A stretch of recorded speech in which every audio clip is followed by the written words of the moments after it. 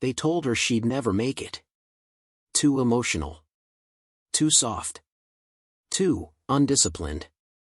General Whitmore looked at 23-year-old Ivy Jackson like she was a liability waiting to happen. But when the moment came, when breaking the rules would have saved her career, her reputation, maybe even her life, Ivy did something no one expected. She followed them. Every single one. And that decision? It changed everything. This is the story of the soldier they tried to break, and how her discipline became her greatest weapon. Before we continue, let us know where you're watching from. If you're enjoying this, don't miss out, subscribe now for more. The morning sun filtered through the windows of the Bundeswehr training facility in Fürstenfeldbruck, Germany, casting long shadows across the barracks floor. Ivy Jackson sat on the edge of her bunk, her hands trembling as she laced her combat boots for the 100th time. Around her, the other recruits moved with mechanical precision, faces blank, movements efficient, emotions locked away somewhere Ivy couldn't seem to find. She'd been here 3 months. 3 months of being told she cried too easily. 3 months of hearing she let her feelings get in the way. 3 months of watching her instructors exchange those looks, the ones that said she didn't belong. Jackson. Sergeant Hoffman's voice cut through the morning silence like a knife. You're 2 minutes behind schedule. Again. Ivy's fingers fumbled with her laces. Her heart hammered against her ribs, not from fear of punishment, but from the crushing weight of disappointing someone. Again. It was always again with her. Yes, Sergeant. Sorry, Sergeant. Her voice cracked, and she hated herself for it. Hoffman's jaw tightened. He was a good man, Ivy knew that. But even good men had their limits, and she could see she was testing his. The day's training was standard, obstacle course runs, tactical drills, weapons maintenance. Ivy performed adequately, never excellently. She wasn't slow. She wasn't weak. But she was present. Too present. When Recruit Weber fell during the rope climb and twisted his ankle, Ivy was the first to his side, her face etched with genuine concern. When the squad had to practice interrogation resistance techniques, Ivy's eyes welled up watching her fellow soldiers pretend to be in distress. It's not real, Jackson, Instructor Klein would say, exasperated. It's training.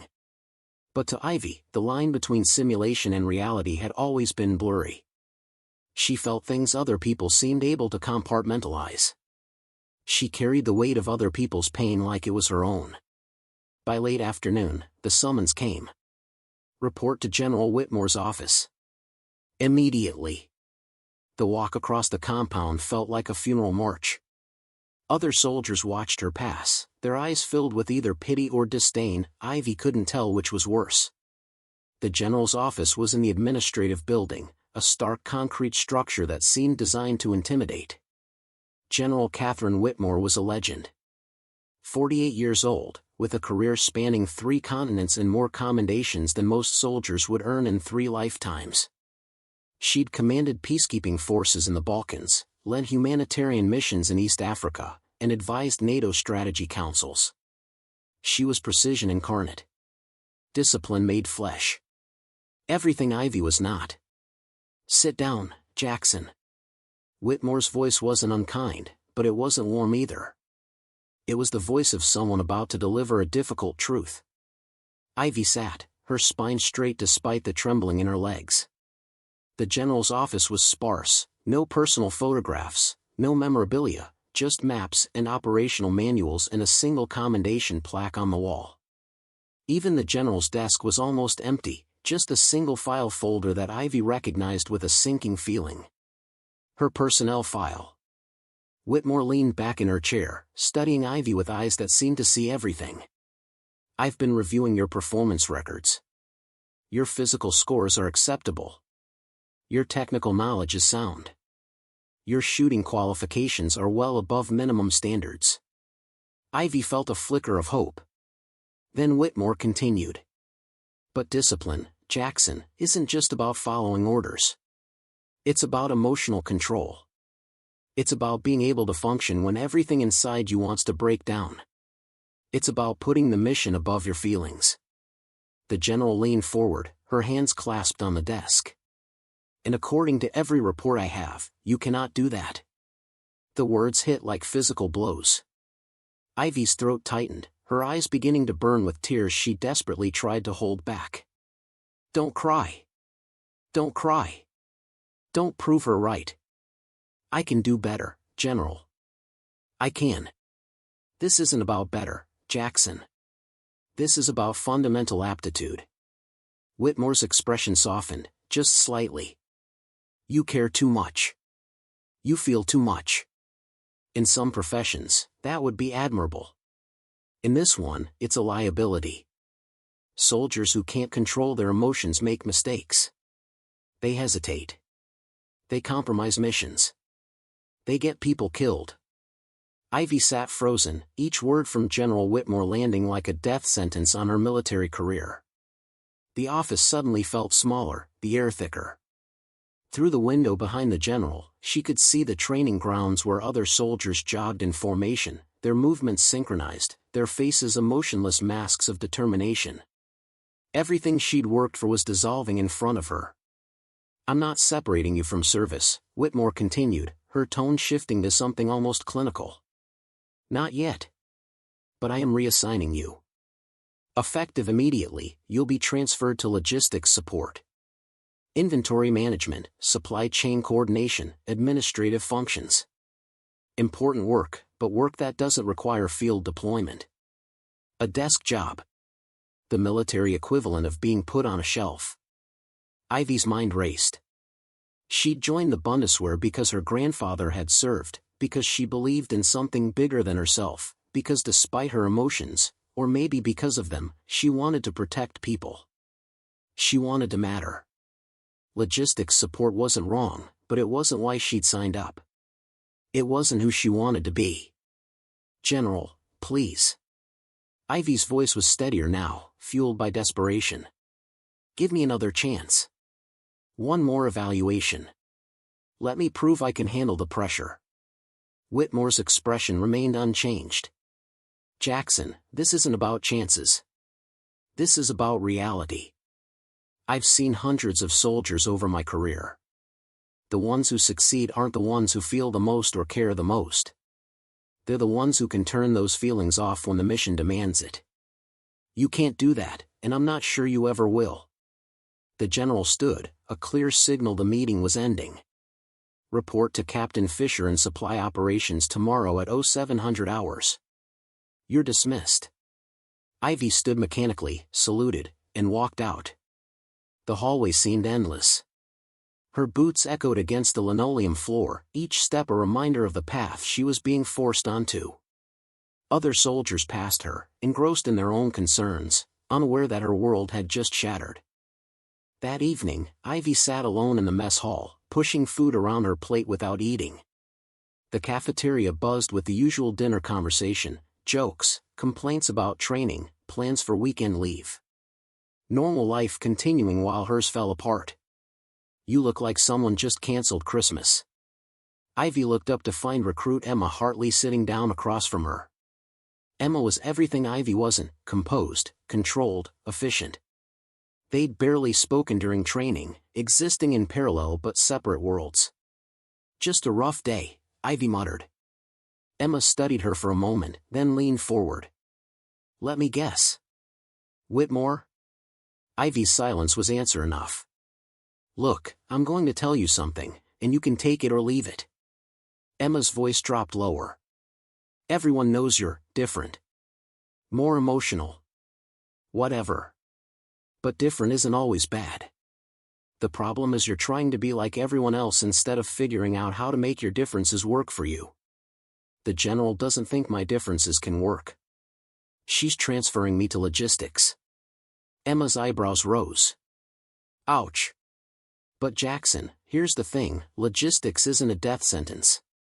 It's actually where a lot of important decisions get made. Supply chains, resource allocation, operational timing. You think battles are won just by the soldiers on the front lines? They're won by the people who make sure those soldiers have what they need, when they need it. Ivy wanted to believe her, but the words felt hollow. It's not what I wanted. Yeah, well, life rarely is. Emma stood, picking up her tray. But here's what I've learned, sometimes the job you don't want teaches you more than the one you do. Give it a shot. See what happens. Who knows? Maybe you'll surprise everyone. Maybe you'll surprise yourself. That night, Ivy lay in her bunk staring at the ceiling, Emma's words circling in her mind. The barracks were dark except for the occasional sweep of headlights from vehicles outside. She could hear the soft breathing of sleeping soldiers around her, the creak of bed frames, the distant sound of night watch changing shifts. She thought about her grandfather, Wilhelm Jackson, who'd served in the German army decades ago. He'd told her stories, not about glory or heroism, but about duty. About showing up every day even when it was hard. About finding meaning in the smallest acts of service. Military service isn't about being a hero, Ivy, he'd told her once, his weathered hands wrapped around a mug of coffee. It's about doing your job, whatever that job is, with integrity. Some days you'll carry a rifle. Some days you'll carry supplies. Some days you'll just carry on.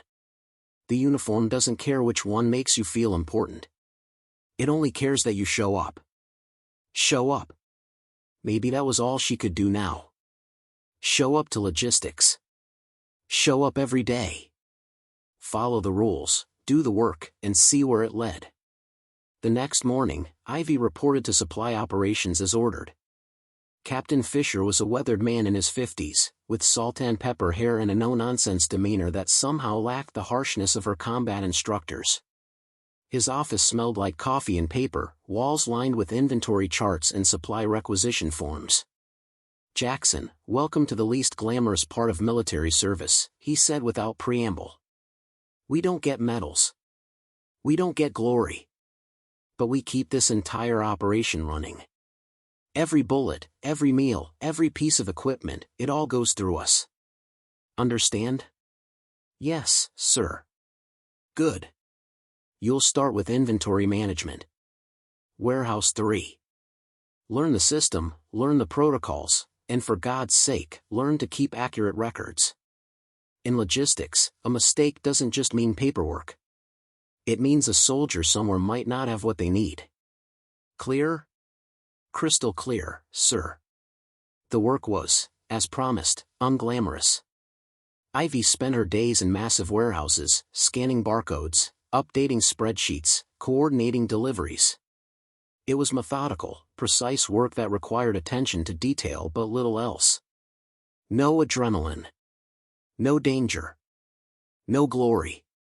But something unexpected happened. Ivy was good at it. Ivy discovered that her supposed weakness, her emotional sensitivity, translated surprisingly well into logistics work. While other soldiers in supply operations treated inventory as mere numbers on spreadsheets, Ivy saw the human beings behind every requisition form. When a frontline unit requested cold weather gear, she didn't just process the order. She researched their deployment location, checked historical weather patterns, and proactively included extra thermal layers and heated insoles. When a medical unit needed supplies, she cross-referenced their request against recent casualty reports and added items they hadn't thought to order but would likely need. Captain Fisher noticed within 2 weeks. Jackson, you authorized an additional shipment of water purification tablets to the peacekeeping unit in Kosovo. He stood in the doorway of the warehouse office, holding a requisition form. They didn't request these. Ivy's stomach dropped.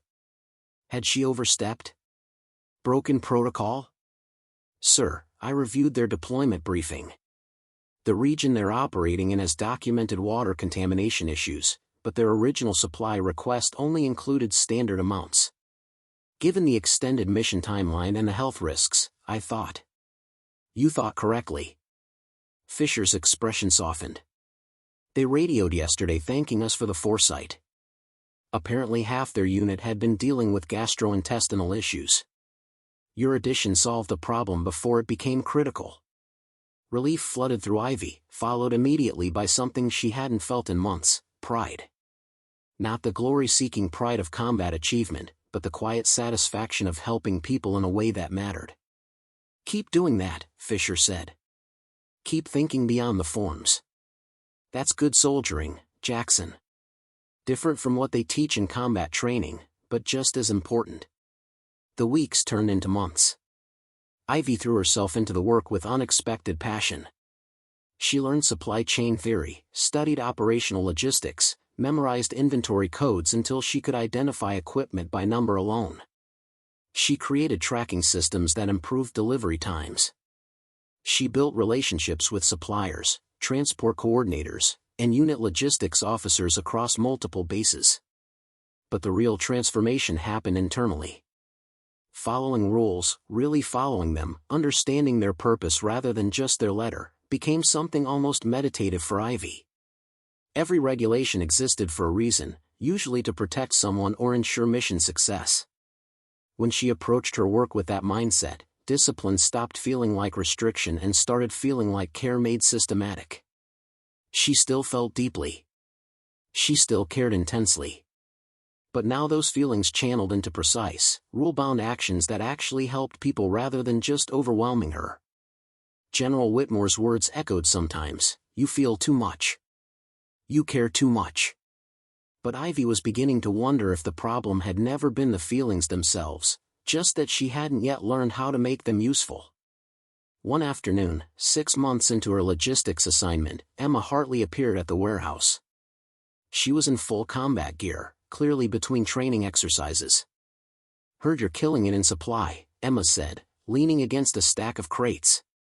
"Word is you're the only person in logistics who actually reads the operational briefings before filling orders." Ivy smiled. "Someone has to. Listen, I'm heading out on a 3-week field training exercise in the Alps. Mountain warfare simulation. I wanted to ask, do you ever miss it? The combat training? The action?" Ivy considered the question carefully. "Sometimes. But I'm learning that there are different kinds of important. I may not be on the mountain, but I'm making sure the people on the mountain have what they need to come home safely. That matters too." Emma grinned.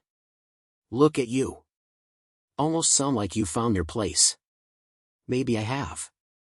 But everything was about to change. The call came at 04:30 on a Tuesday morning, jolting Ivy awake from restless sleep. Captain Fisher's voice on the phone was tight, controlled, urgent.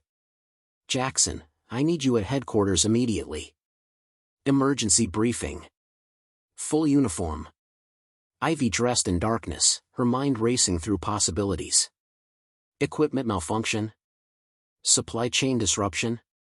Natural disaster? The pre-dawn air was cold as she ran across the compound, her breath forming clouds in the October darkness. The operations center was blazing with light, filled with officers she rarely saw, command staff, intelligence analysts, communications specialists. General Whitmore stood at the center, pointing to a large map of Eastern Europe projected on the wall. Ivy slipped into the back of the room beside Captain Fisher. "What's happening?" she whispered. "Humanitarian crisis. Fast-developing situation in Moldova. Political instability, infrastructure collapse, thousands of civilians at risk. European Union is coordinating an emergency relief operation, and we're contributing resources and personnel." On the projection, Whitmore was outlining the situation with military precision. A combination of political upheaval and unseasonably early winter storms had created a perfect storm of humanitarian need. Thousands of people displaced, supply lines disrupted, limited access to food and medical care. "We have 72 hours to assemble and deploy a support package," Whitmore announced.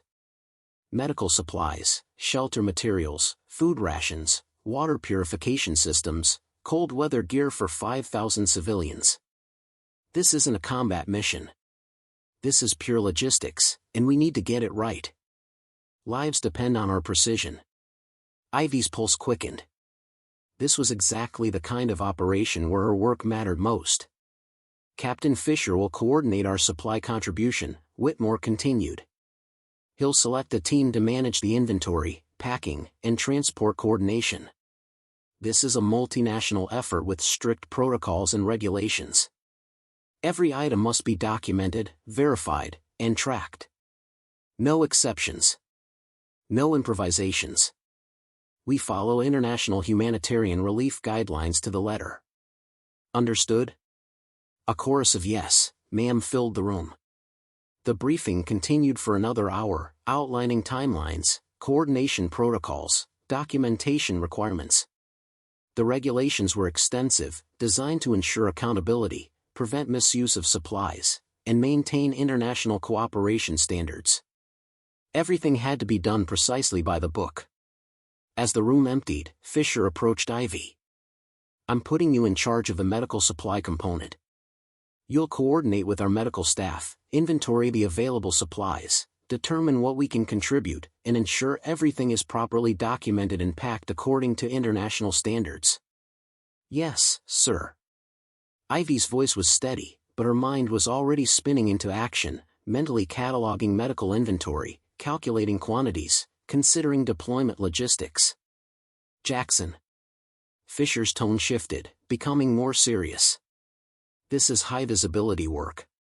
General Whitmore will be monitoring every aspect of this operation. If you perform well here, it could change how you're perceived. It could open doors. The implication was clear, this was her chance to prove she belonged, that her transfer to logistics hadn't been a dead end but a different path forward. The next 72 hours became a controlled frenzy of activity. Ivy barely slept, working 18-hour days in the medical supply warehouse. The medical warehouse became Ivy's entire world. Rows of metal shelving stretched 40 feet high, packed with supplies organized by category, expiration date, and priority level. Every item had a code, a location, a purpose. Every movement had to be documented in triplicate, one copy for internal records, one for the International Relief Database, one for the receiving organization in Moldova. The regulations governing humanitarian relief supplies were extensive, and Ivy memorized them obsessively. Medical items required special handling certifications. Temperature-sensitive medications needed climate-controlled transport documentation. Quantities had to match precisely, no rounding, no estimates.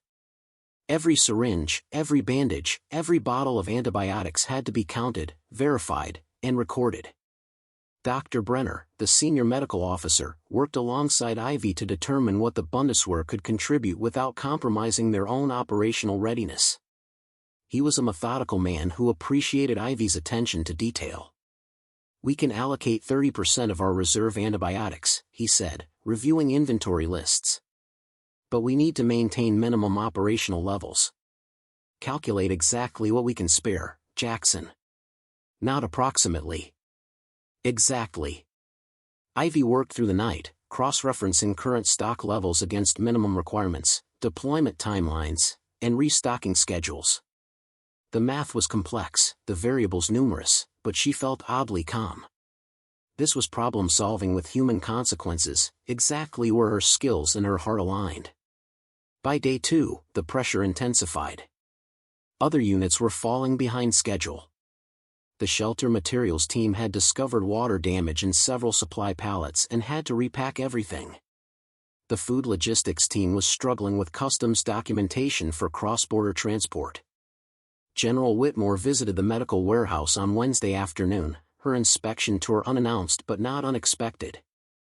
Ivy stood at attention as the general walked through the aisles, examining the organized pallets, reviewing the documentation clipboards attached to each shipment. Status report, Jackson. Medical supplies are 92% packed and documented, General. We're on schedule for Friday morning transport. All items verified against inventory, all documentation complete according to international humanitarian relief protocols. We have climate-controlled transport arranged for temperature-sensitive medications, and all expiration dates meet the 6-month minimum requirement for field deployment. Whitmore examined a clipboard, her expression unreadable. You're using the standardized supply codes, not our internal system? Yes, ma'am. International protocol requires standardized coding for relief operations to ensure compatibility across multiple contributing nations. I've cross-referenced our internal codes with the international database. And if there's a discrepancy? If the receiving organization can't reconcile our shipment, I've created a cross-reference guide that will accompany the shipment, ma'am. Both coding systems documented side by side for transparency. For the first time, Whitmore's expression shifted, not quite approval, but something close to respect. That's good thinking, Jackson. Thorough work. After the general left, Captain Fisher appeared beside Ivy. She's impressed. That's rare. But Ivy couldn't celebrate yet. There was still work to do, and she was about to face the biggest test of her discipline. Thursday evening, with less than 12 hours before the Friday morning departure deadline, Ivy was conducting final verification checks when Dr. Brenner rushed into the warehouse, his face pale. "Jackson, we have a problem." Her stomach dropped. "What kind of problem?" "I just received updated information from Moldova. The situation has deteriorated faster than expected.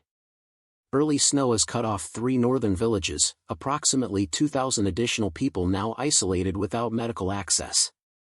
They're requesting specific critical care medications we weren't planning to send. Trauma supplies, advanced antibiotics, emergency surgical equipment." He handed Ivy a tablet showing the urgent request. Her eyes scanned the list, and her heart sank.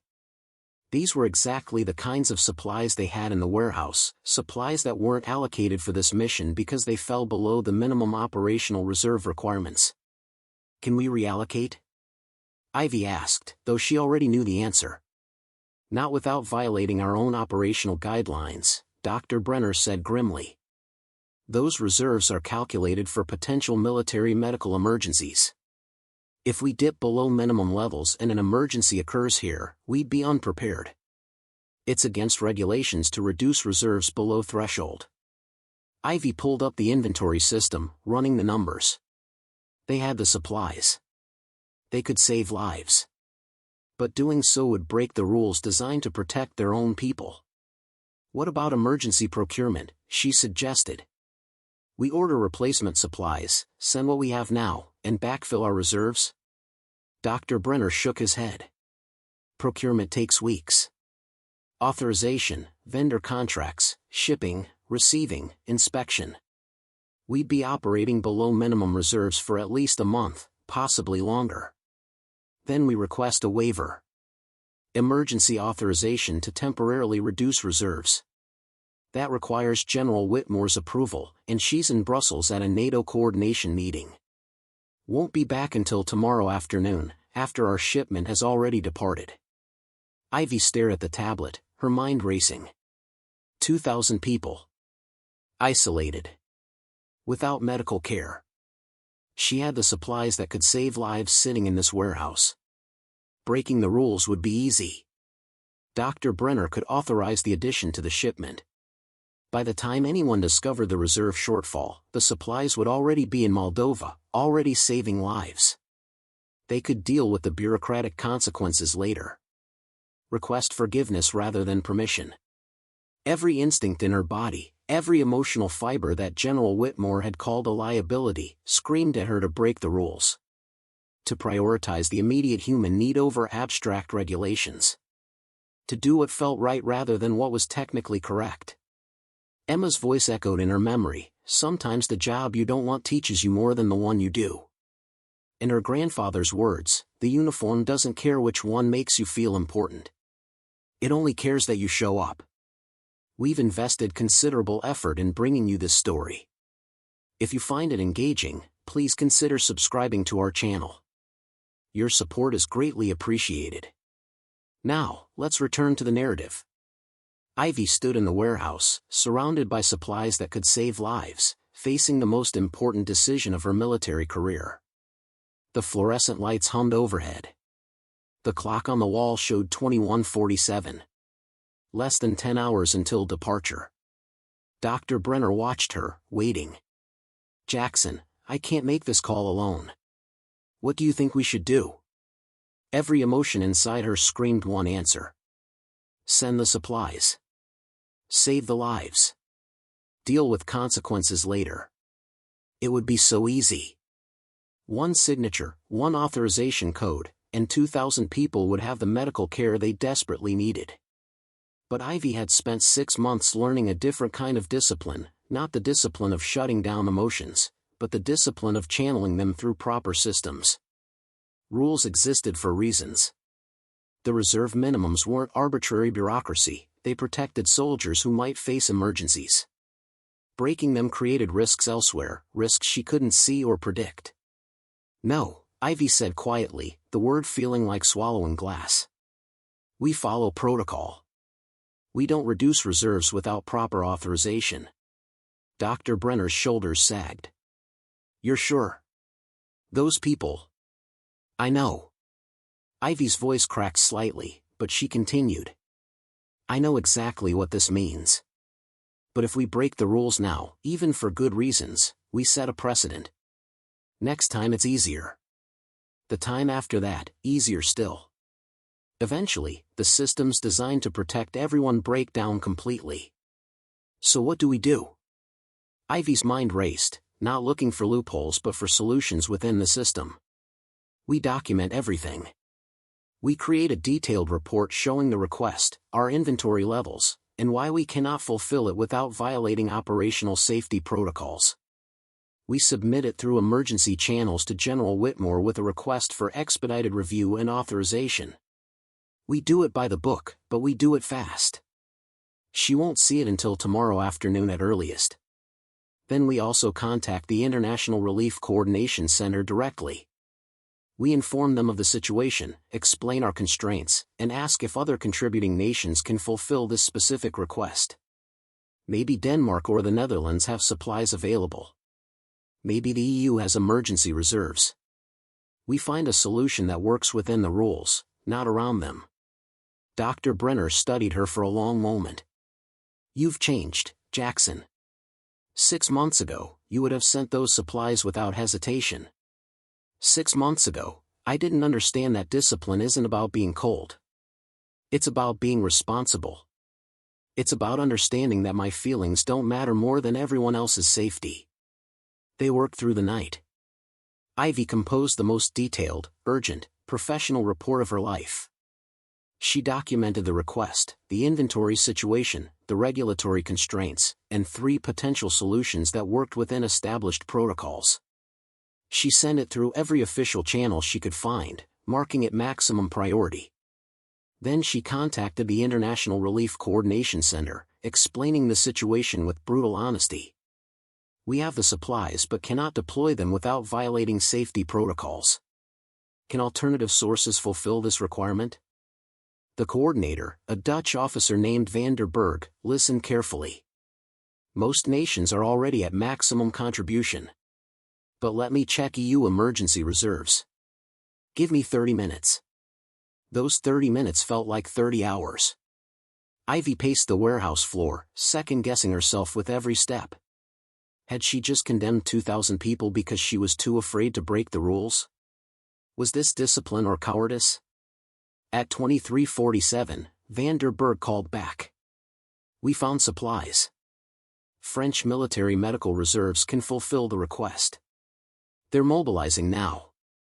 Your honesty about constraints allowed us to find alternatives quickly. If you'd just said yes and created a shortfall later, it would have caused bigger problems. Ivy felt her knees weaken with relief. Friday morning arrived with weak autumn sunshine filtering through clouds. The supply convoy assembled in the loading zone, massive transport trucks lined up in precise formation, each loaded with carefully documented humanitarian supplies. Medical equipment, shelter materials, food rations, water purification systems. Everything organized, everything accounted for, everything by the book. Ivy supervised the final loading of the medical supplies, checking documentation one last time. Her eyes burned from lack of sleep, but her mind was clear. The French medical supplies were already en route to Moldova through alternative logistics channels. The crisis would be addressed. The rules had held. Captain Fisher approached with a tablet. Final manifests for your signature, Jackson. She reviewed each document carefully, verifying quantities against the physical inventory one last time. No shortcuts. No assumptions. Everything confirmed. She signed with a steady hand. You did good work here, Fisher said quietly. I know about last night. About the choice you made. That couldn't have been easy. It wasn't, sir. But it was right. That's the difference between being a good soldier and being a great one. Great soldiers understand that doing right is often harder than doing easy. The convoy departed at 0800 hours, a coordinated movement of vehicles carrying hope to people in crisis. Ivy watched them go, feeling simultaneously exhausted and energized. She'd done her job. She'd followed the rules. She'd found solutions within the system rather than shortcuts around it. She expected to return to normal warehouse duties, to fade back into the background of logistics operations. Instead, Captain Fisher intercepted her on the way back to the supply depot. General Whitmore wants to see you. Now. Ivy's stomach tightened. The general was back from Brussels and had undoubtedly read the emergency report. Was this commendation or reprimand? Validation or termination? The walk to headquarters felt surreal, like moving through a dream. The morning sun was brighter now, warming the compound. Soldiers moved about their duties, unaware that Ivy's entire career might be decided in the next few minutes. General Whitmore's office looked exactly as it had 6 months ago, sparse, efficient, intimidating. But Ivy felt different. She wasn't the trembling recruit anymore, desperate for approval. She was a soldier who had done her job, made hard choices, and could defend every decision. Sit down, Jackson. Whitmore's expression was unreadable. Ivy sat, spine straight, hands steady. The general had 3 documents on her desk, Ivy's original personnel file, the emergency report from last night, and a 3rd document Ivy didn't recognize. I read your report on the Moldova medical supply situation, Whitmore began. You were faced with a request for critical care supplies that could save approximately 2,000 lives. You had those supplies available. And you refused to send them. Ivy met the general's eyes. Yes, ma'am. Explain your reasoning.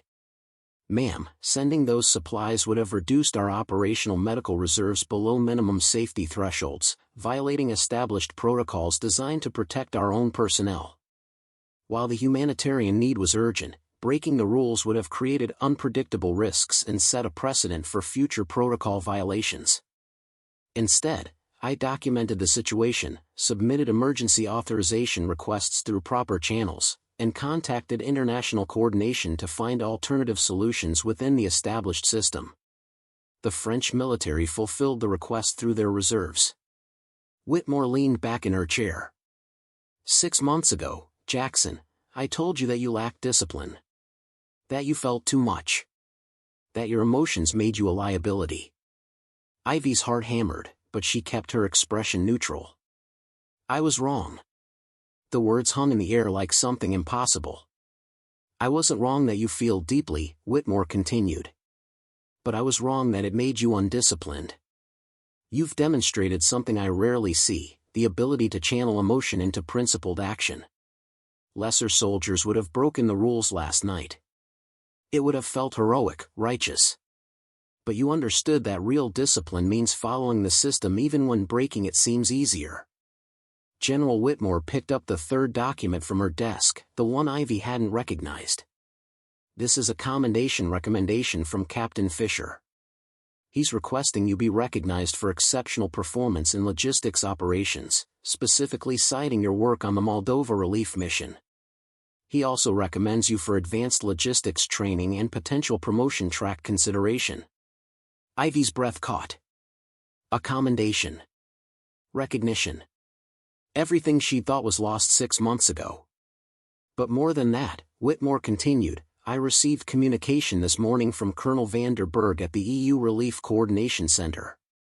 He specifically praised your integrity in the supply request situation. He said most officers would have overpromised and created coordination problems later.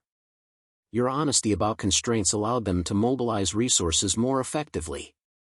The general stood and walked to the window, looking out over the training grounds. I've commanded soldiers for 26 years, Jackson. I've seen every type, the heroes, the cowards, the politicians, the genuine servants. You know what I've learned? The most valuable soldiers aren't always the most aggressive or the most fearless. They're the ones who understand that the system is bigger than any individual moment. She turned back to Ivy. Last night, you had every emotional reason to break the rules. You could have justified it. You could have been the hero who saved lives by bending regulations. But you understood something crucial, that sustainable systems require principled discipline. That rules exist to protect everyone, not just the people right in front of you. Ivy felt tears threatening but controlled them. Not from sadness now, but from relief, from validation, from the overwhelming realization that her path through logistics hadn't been a failure but a transformation. "Thank you, ma'am." "Don't thank me yet," Whitmore said, returning to her desk. "I'm not just commending you. I'm reassigning you again." Ivy's stomach dropped. Again? Another transfer? The EU is establishing a multinational logistics coordination center in Stuttgart. They need officers who understand both supply chain management and international protocol. Officers who can be trusted to make difficult decisions and follow proper procedures under pressure. I'm recommending you for the position. "Ma'am, I don't know what to say." "Say yes or no, Jackson." This would be a 2-year assignment, working with military logistics officers from 15 different nations. You'd be coordinating humanitarian relief operations, peacekeeping supply chains, and multinational training exercises. It's high-visibility work with significant responsibility. It's also work that requires someone who won't cut corners, who won't let emotions override protocols, but who cares enough to do the job excellently. Ivy's mind raced. International assignment. Multinational coordination.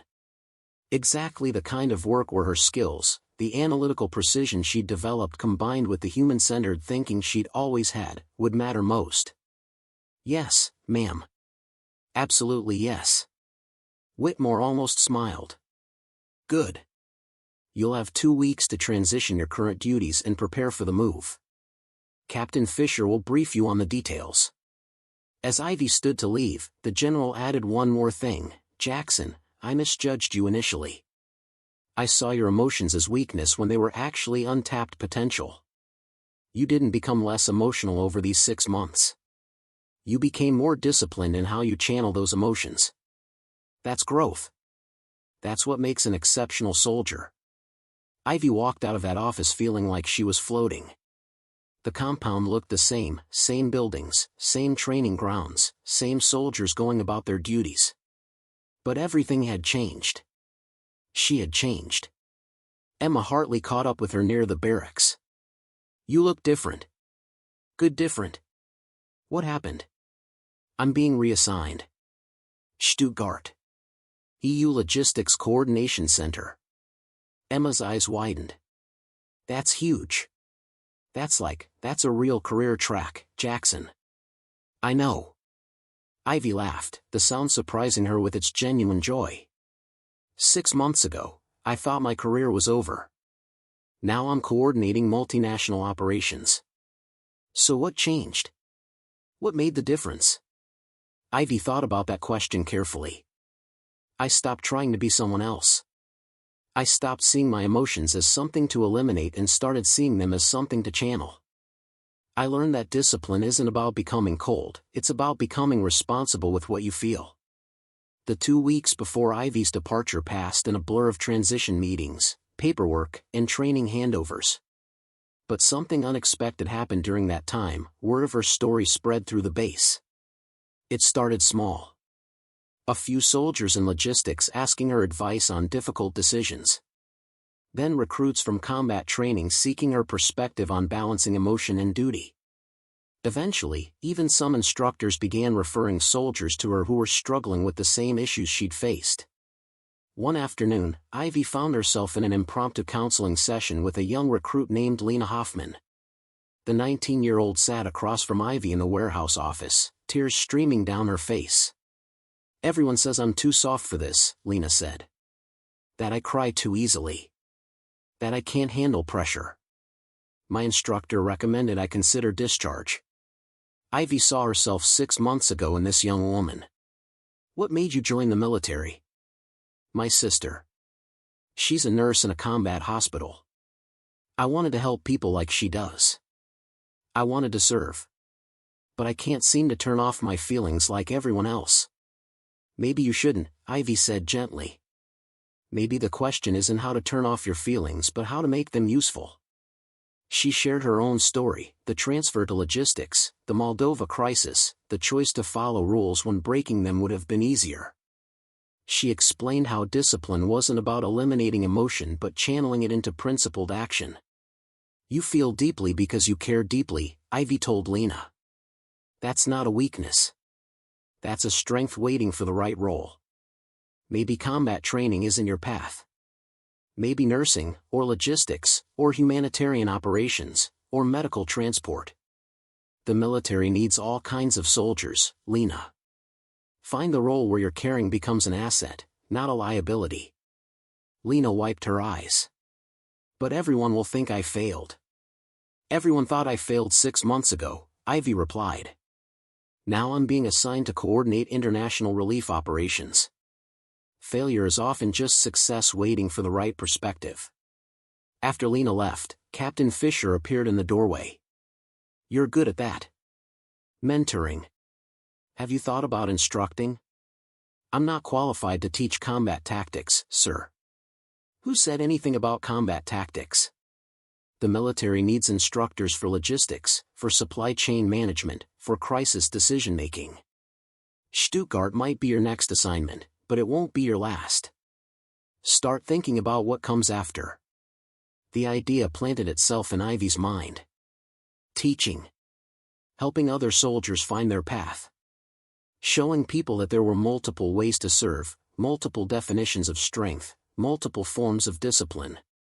Her final day at the Fürstenfeldbruck facility arrived on a crisp November morning. The base held a small ceremony, nothing elaborate, just a formal recognition of her commendation and assignment change. General Whitmore presented her with a certificate and a handshake that felt like absolution for all the doubt Ivy had carried. The military needs more soldiers like you, Jackson, Whitmore said publicly. Soldiers who understand that true discipline means honoring the systems designed to protect everyone, even when individual emotions pull in different directions. Your work here has been exemplary. After the ceremony, Ivy made one final walk through the logistics warehouse. The place that had felt like exile 6 months ago now felt like sanctuary. These shelves, these supplies, these systems, they'd taught her more about herself than any combat simulation ever could have. Emma found her there, both of them in dress uniforms, the future stretching out before them in different directions. You know what's funny? Emma said. I spent all my time trying to prove I could handle combat stress, trying to be the toughest, most emotionless soldier in training. You got sent to logistics because you felt too much.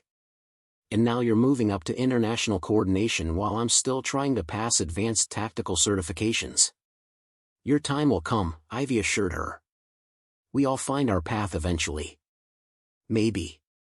But you found yours by stopping trying to walk someone else's path. That takes courage I'm not sure I have yet. They embraced, two soldiers who'd started in the same place but learned different lessons about what strength actually meant. That evening, Ivy packed her belongings, books on supply chain management, notes from Captain Fisher, the commendation certificate, and a photo of her grandfather in his uniform. She looked at his weathered face in the picture, remembering his words about showing up, about doing your job with integrity regardless of what that job was. I showed up, Opa, she whispered to the photograph. Every day. Even when it was hard. Even when everyone thought I'd failed. The next morning, Ivy boarded a train to Stuttgart, watching the German countryside roll past the window. Somewhere ahead was a new assignment, new challenges, new opportunities to prove that discipline and emotion weren't opposites but partners in effective service. The EU Multinational Logistics Coordination Center in Stuttgart was unlike anything Ivy had experienced. Located in a modern facility on patch barracks, it hummed with activity from 15 different nations.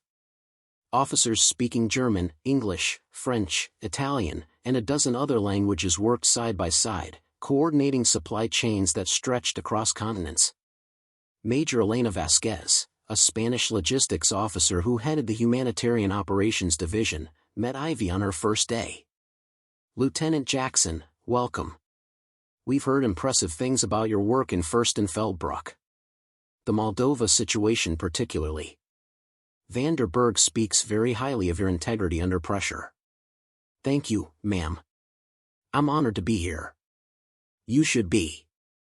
This position typically goes to officers with 5 to 7 years of experience. You have less than 18 months total service time.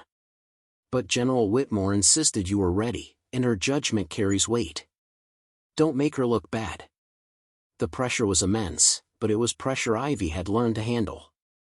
Her first assignment involved coordinating medical supply chains for a peacekeeping mission in the Balkans, 17 nations contributing resources, each with different protocols, different inventory systems, different regulations. Lesser officers would have found shortcuts, streamlined processes by bending rules or making assumptions. Ivy did the opposite. She created comprehensive cross-reference systems, documented every variance in protocol, and established communication channels that ensured every contributing nation understood exactly what was happening at every stage. It was meticulous. It was time-consuming. It was exhausting. But it worked. Within 3 months, Ivy's systems were being adopted as the standard for multinational logistics coordination. Within 6 months, she was training other officers. Within a year, she was leading a team of 12 logistics specialists from 8 different nations. But the most important moment came 18 months into her Stuttgart assignment, when a crisis in North Africa tested everything she'd learned. A massive earthquake had devastated a region bordering 3 countries. International relief efforts mobilized immediately, with 23 nations pledging support. The Coordination Center became the nerve system for the entire operation, routing supplies, managing transport, ensuring nothing fell through bureaucratic cracks. For days into the operation, Ivy discovered a critical problem. One of the contributing nations had shipped medical supplies that didn't meet international standards for disaster relief. The medications were legitimate but weren't properly certified for emergency distribution under UN protocols. Using them could create legal problems, complicate future relief efforts, and undermine the credibility of the entire operation. Ivy faced the same kind of choice she'd confronted in Fürstenfeldbruck: accept supplies that could help people immediately but violated protocols, or reject them and follow the rules even though it meant short-term supply gaps. This time, the pressure was worse. The supplies weren't sitting in a warehouse, they were already in transit. Thousands of earthquake victims needed help immediately. International media was watching the relief effort. Politicians in multiple countries were tracking progress. Rejecting supplies would create headlines, criticism, and delays. Major Vasquez called an emergency meeting. The room filled with senior officers, each representing different nations, different priorities, different pressures. Lieutenant Jackson identified the certification issue, Vasquez explained. The supplies from Greece are non-compliant with UN relief protocols. We need to decide how to proceed. The Greek representative, Colonel Papadopoulos, bristled. These are quality medications. They'll save lives. The certification issue is bureaucratic nonsense. With respect, sir, Ivy said carefully, the protocols exist because past relief efforts suffered from supply chain chaos when standards weren't maintained. If we accept non-compliant supplies now, we set a precedent. Other nations will follow. Within weeks, the system breaks down. So what do you propose? Vasquez asked. Reject the supplies and leave people without medication? No, ma'am. I propose we work with Greece to expedite emergency certification while simultaneously requesting that other nations increase their compliant medical supply contributions to cover the gap. We solve the immediate need without compromising the system. It was the Moldova solution all over again, finding ways to meet human needs within proper protocols rather than abandoning protocols when they became inconvenient. The decision took 3 hours of intense negotiation. Phone calls to Athens. Emergency authorization requests to UN relief coordinators. Diplomatic pressure. Political tension. But eventually, Greece agreed to expedite certification, and 4 other nations increased their medical supply contributions. The supplies reached earthquake victims with only a 12-hour delay. The protocols remained intact. The system held. After the crisis ended, Major Vasquez called Ivy to her office. You could have taken the easy path. Accept the supplies, distribute them, deal with consequences later. Most officers would have. That's not discipline, ma'am. That's just reacting. Exactly.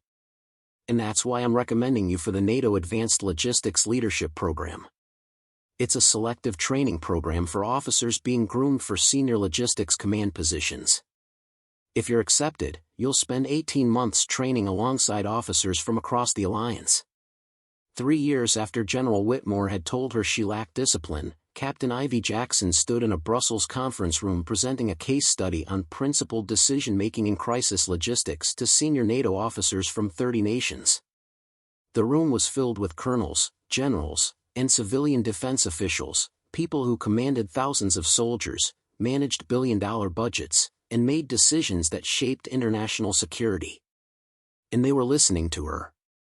The traditional model treats emotion and discipline as opposites, Ivy explained, advancing her presentation slides. We train soldiers to suppress feelings, to become emotionally neutral operators. But this creates a false choice. The goal shouldn't be eliminating emotion, it should be channeling it through proper systems. She shared her story. Not as a confession but as a case study. The young recruit who felt too much.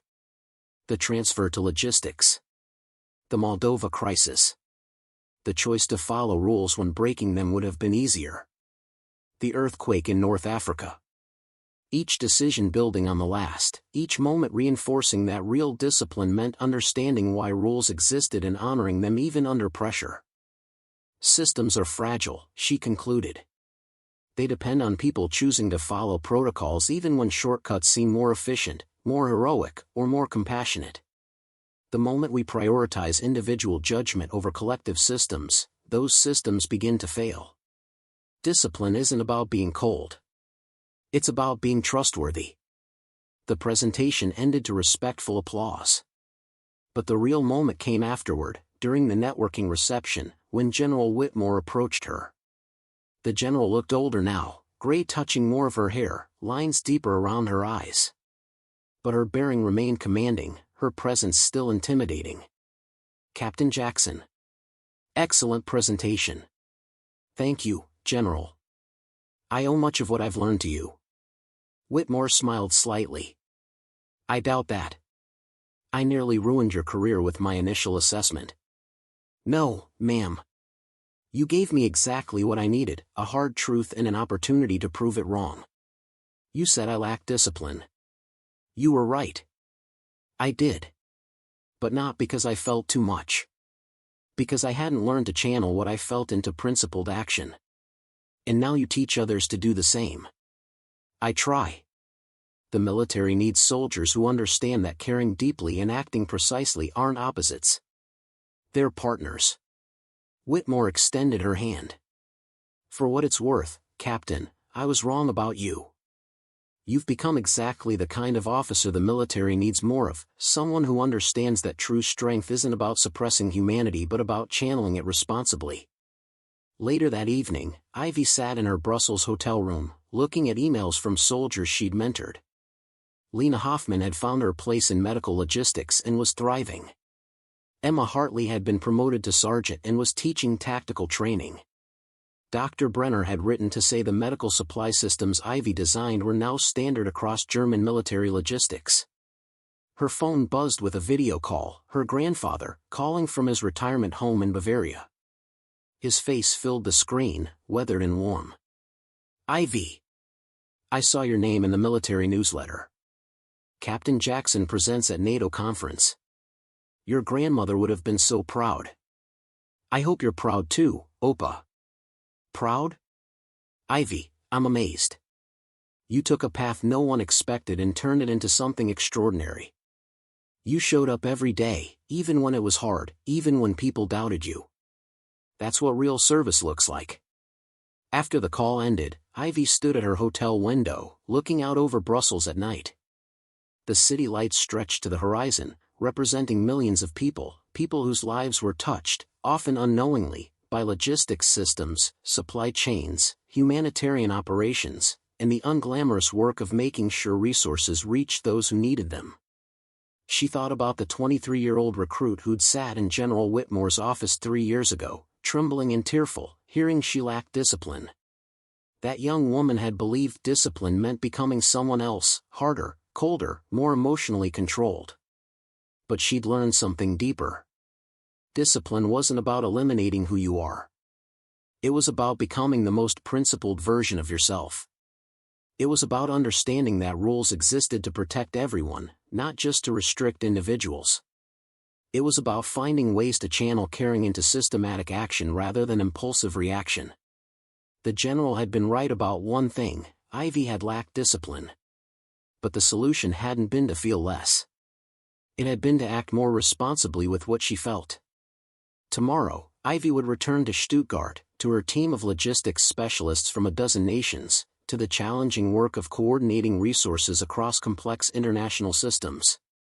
There would be more crises, more moments when breaking rules seemed easier than following them, more chances to choose the principled path over the convenient one.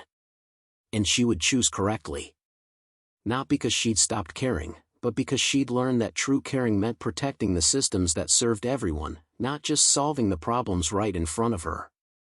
The soldier they'd said lacked discipline had become the officer others looked to for guidance on principled decision-making. The young woman who felt too much had become the leader who taught others how to channel emotion into effective action. She'd followed the rules when breaking them would have been easier. And that choice, repeated again and again, had made all the difference. Up next, you've got 2 more standout stories right on your screen. If this one hit the mark, you won't want to pass these up. Just click and check them out. And don't forget to subscribe and turn on the notification bell so you don't miss any upload from us.